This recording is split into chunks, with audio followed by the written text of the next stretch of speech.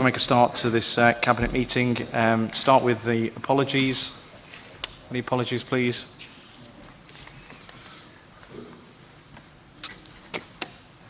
Sorry, I heard a name mentioned. That's for the Conservatives to give apologies for any absences from their group. Thank you, Councillor Repton. Late items. Okay. Identification of urgent items to which call-in will not apply, and that will be items 6 and 8. Declarations of interest from anyone? Okay, there's none. Matters referred, recommendation for the Corporate Scrutiny and Governance Board, and that's Appendix 2, which has been circulated. Okay, right, so that will, so we'll cover that off when the item comes up. So moving on to the main item, which is the cattle and wholesale market property rationalisation update, and I'll hand over to Councillor Rawson, please. Thank you. Thank you, Chair. Cabinet members will remember that this issue has been to Cabinet previously in terms of the cattle and wholesale market, the financial pressures that the Council is currently facing because of the government's cost across a whole range of services. Unfortunately, the Council's no longer able to continue to provide the same services as it has always done. So we need to look at services across the board, and the cattle and wholesale market is no different to that. You'll see from the papers that the cattle market made an operational loss of approximately 188,000 in 2014-15, and the wholesale market made an operational loss of 94,000. It's noted that whilst the losses may differ from year to year, it's likely for a range of factors that the losses are likely to increase. The Council finds itself in a position of being unable to sustain this level of subsidy when we're having to cut other vital public services for the people of Derby because of the government's cuts. So that's the background to it, Chair. We went out to tender. We requested expressions of interest from a range of, any organisations really who wanted to express an interest, and this Cabinet report is following that process, Chair, with recommendations as to how to move forward. Any questions, contributions for anyone? Yeah, just in the white papers for now, and then obviously the pink papers. But Councillor Skelton's going to just wait. Councillor Holmes, please. Thank you, Chair. Obviously, jumping between the lines of pink papers, and I'll keep it on the item 6. Please interrupt me if you feel that I'm overstepping that line. When we talk about the timeframes and urgency of this particular report coming to Cabinet tonight, I understand that that urgency is in relation to leases. However, I understand that there were other leases 6 months ago, which should, by rights, unless you can tell me otherwise, created urgency then. What differs now compared to before? They seem to be very similar issues being dealt with. Can I also seek clarity on the report? Because it would seem to me that this could have been dealt with as early as January this year, and yet we're now dealing with it as an urgent item that has only been released about a week ago. A cynic could accuse this Council of creating that urgent decision, therefore avoiding scrutiny and the call-in process by potentially sitting on this decision until now. So why has it been delayed, and why has it been delayed in being dealt with? I'd like that to be answered, please. Thank you, Councillor Holmes. Yes, you're absolutely right. We could have made the decision a lot earlier to close the cattle and the wholesale markets, but we didn't. We wanted to give the operators, the people who have a business based there, the opportunity to put forward their ideas as to how the cattle and the wholesale market could operate in the future, and that's the reason why there has been a delay, to give those people that opportunity. And I think we gave that commitment when this came to Cabinet earlier on, and we've honoured our commitment by allowing those people to come forward and put forward their ideas. Thank you, Councillor Rawson. But in January, I understand that whatever discussions were had with the various bidders, very little has happened since, if anything, from what I can see. Why has there been no discussions from January until now with the bidders involved? If that hasn't happened, therefore, why couldn't have this been dealt with sooner? Well, Councillor Holmes, there has been discussions. It's for the bidders to come forward with their plans and ideas. There was a deadline for them to do that. And in the meantime, there was the ability for people expressing an interest to come back to officers for further information, which I think all bidders have actually taken up that opportunity, and I know officers have supplied additional information to help them with their bid. So there has been an awful lot of dialogue and information being provided in that period of time. I'm afraid I don't know where you've got that information from, but it's not right. There has been a lot of dialogue and information being provided in that meantime. Okay, Councillor Repton, please.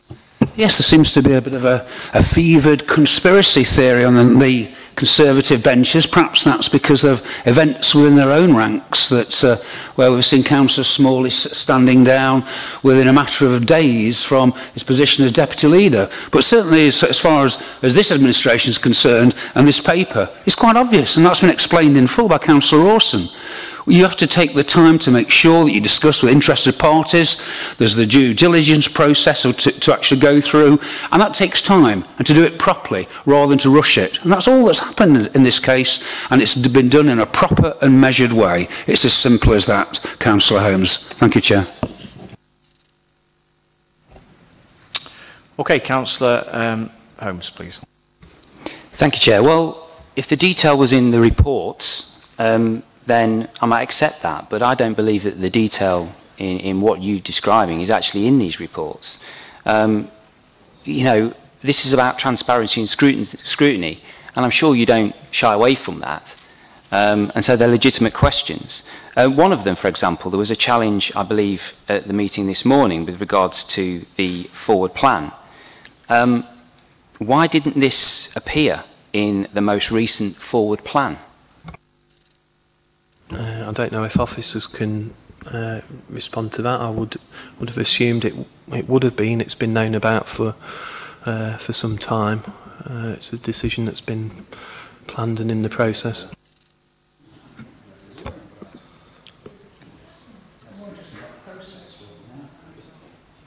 Sorry, I think, Chair... Sorry, just bear with us. Yeah. We've been advised that it was in the forward plans early in the year. So in March it did appear in the forward plans. So that deals with that one, so it was in the forward plans. Any other contributions from anyone? Okay, so we're just going to go through the recommendations from Overview and Scrutiny now. So they have been through the report.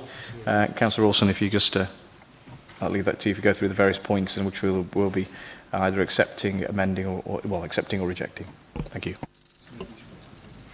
Sorry, is any of the pink reports? 60 of these are about 8 pink reports.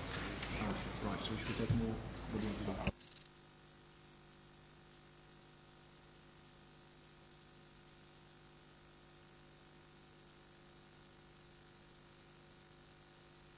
Okay, thank you. So the recommendations from scrutiny, the first one being hopefully members of Cabinet and press and public have got copies of these. The first recommendation is the final public version of the report and agreed recommendations should include detail on the reasons for bids being unsuccessful as outlined in paragraphs 4.10, 11 and 12 of the exempt report, without revealing the names of those bidders, in order to better explain the council's position. I think from an administration's point of view, we're happy with that. Just take some advice from officers that there's no legal reason why that can't happen. Yeah, Chair, I'm happy that we talk about the reasons. It's just the names of the companies that I think is inappropriate, but obviously we'll come to that when we come to the pink papers in terms of the reasons. Okay, that's great, thank you. Yeah, I do apologise for interrupting there, but I failed to understand why, therefore, some of that detail isn't in the non-pink paper report, item 6. Councillor Holmes, can I just suggest that you allow me to chair the meeting, and if you wish to come in and speak, that you use the proper process. So you have asked a question. Christine, please. I think, Chair, it's not in the public report because as yet members haven't approved the results they're in the pink paper. They haven't approved those decisions, so I don't think it's appropriate for us to have them in there. Okay. Thank you, Chair. The report should offer a clear recommendation in relation to paragraph 4.12 of the exempt report, which is fine. The Cabinet can accept that.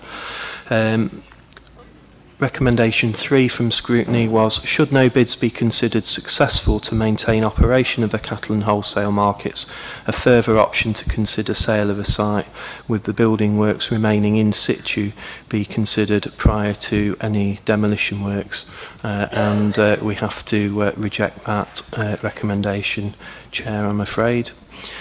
4, splitting the sale of the wholesale and cattle markets into 2 separate redevelopment opportunities is considered. Yes, we can accept that as we move forward. Item 5, planning conditions, terms or obligations should be included in any agreement to encourage timely completion of works if the site is sold for redevelopment. That's fine, yes, I think that would be entirely sensible and what we would seek to do in any case.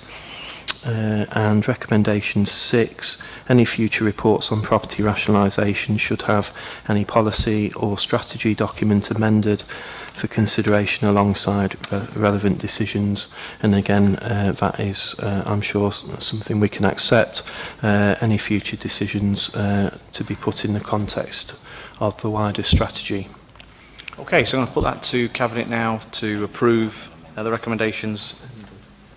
Recommendations are set out in the report, so the recommendation on 2.1 and also accepting the recommendations as recommended by Councillor Rawson from overview and scrutiny. So Cabinet to approve.